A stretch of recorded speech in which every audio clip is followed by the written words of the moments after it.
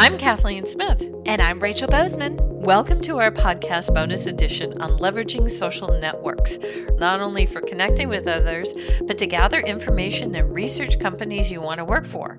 And you can also research people who work at the companies you want to work for. I mean, it's not technically stalking. We call it preparation. I mean, really.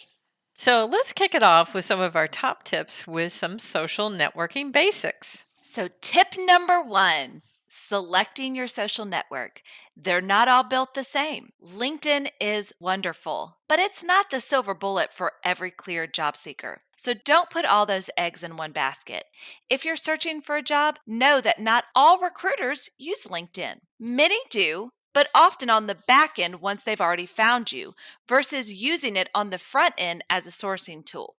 So depending on your profession, there are specialized online communities that might provide fantastic value for you.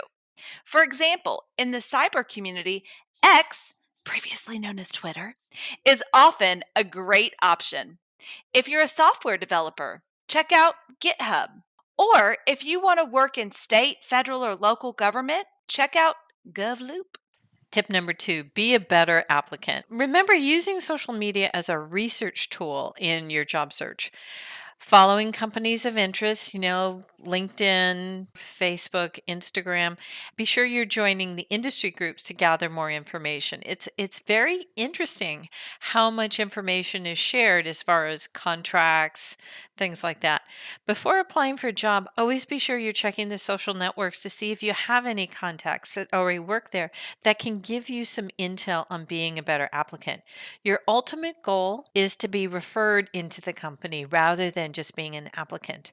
1 in 7 employees are hired through referrals versus only 1 in 100 general candidates get hired. I like those odds.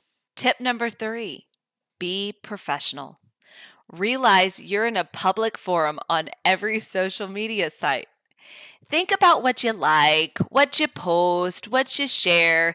It's a reflection of your personal brand. So avoid liking, sharing, commenting on things that really are kind of controversial or unprofessional. Think of what you share as kind of like a first date. Leave out religion, leave out politics. Every action you take online, it's there forever. So always remember you're in a public space. So that brings us up to tip number 4, which is check your privacy settings. Maybe you want to use LinkedIn as your professional public profiles, but you want to keep Facebook to just family and friends.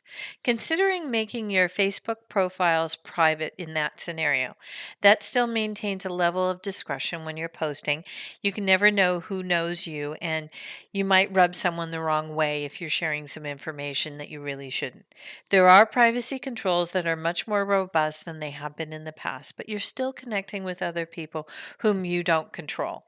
Make sure you go back to regularly double check your privacy settings, as anytime you do an update, a lot of times your settings go back to the default. And our final tip on how to leverage that social network, it's one of my favorites. Google yourself. Search for yourself on Google. Do the image search too.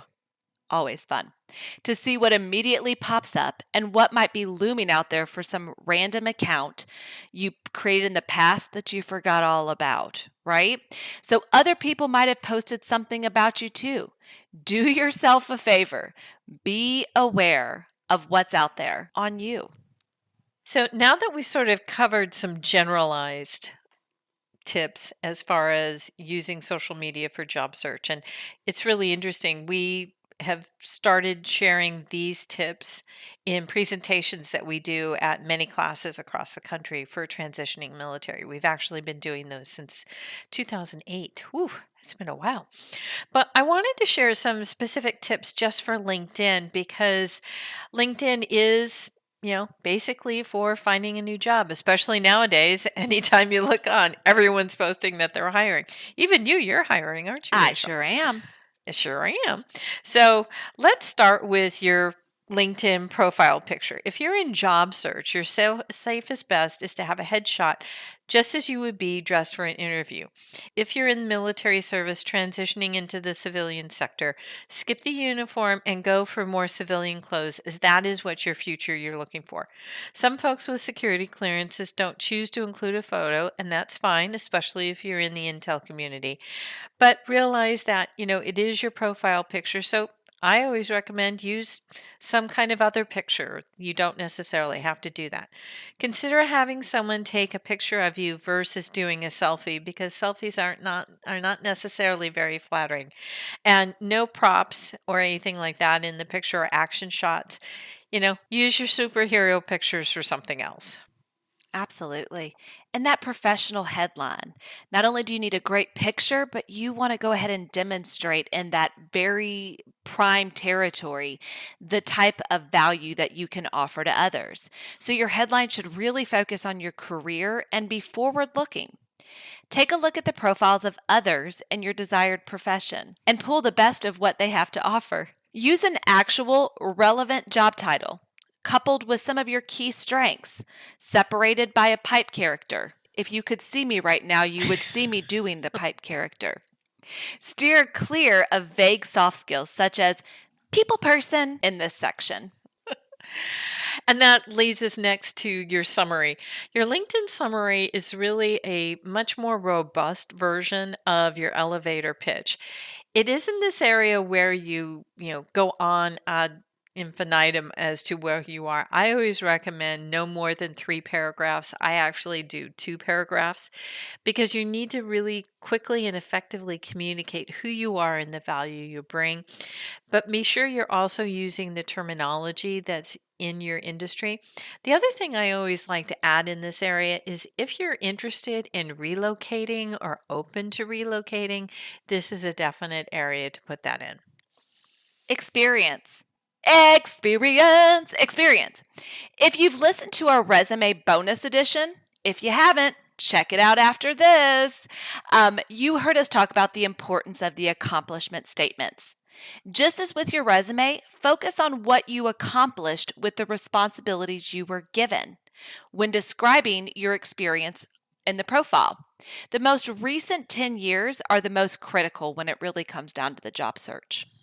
Tip number 5, one of my favorites. Personalized URLs. This is one thing I absolutely love, is being able to have your personal's URL. Your default URL for LinkedIn is just this long thing of numbers and everything. And what you really want is you want to shorten it down to what your name is. You may have to add a number or two if you have something very similar like Kathy Smith, like mine. Use that shortened URL on your resume, in your email address, signature. You can even have job business cards set up that just have that shortened URL. It's a really great way to have sort of networking on the spot. This is a great way to show recruiters that you're up to date with today's technology. Connecting with other users. Who do you connect with? Well, it really depends on your goals and your career path. If you're in the cleared community, you may want to connect with people that you know, people you've met, or maybe folks that have been referred to you by someone you do know. But if you're looking to relocate to a new city in a non cleared position, you should be more open to building your network. On LinkedIn, real gold can be found in the second or third degree connections. So consider mining those contacts for new connections. So it's interesting with our next tip number 7, recommendations. It's interesting. So LinkedIn sort of constantly is changing what it offers as far as your profile is concerned. And for a long time, there were, attributes and things like that you could vote for other people. And I was really frustrated with those. But they've kept recommendations. And I think that this is a really great way to build your network, but also to be able to show other hiring managers your skills. So be sure you go in and ask for recommendations. You can do that within the LinkedIn tool. Ask for recommendations of people you've worked with, previous managers, things like that. But then also be sure that you're doing the networking two-way street by offering recommendations to other people.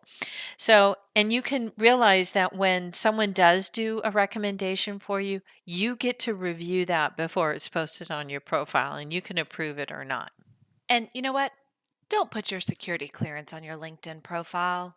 ClearedJobs.Net surveyed recruiters and hiring managers and found that 1 in 5 wouldn't even consider hiring someone who put their clearance on their LinkedIn profiles. Not a good statistic, so don't be that person. It's viewed particularly negatively in the intelligence community.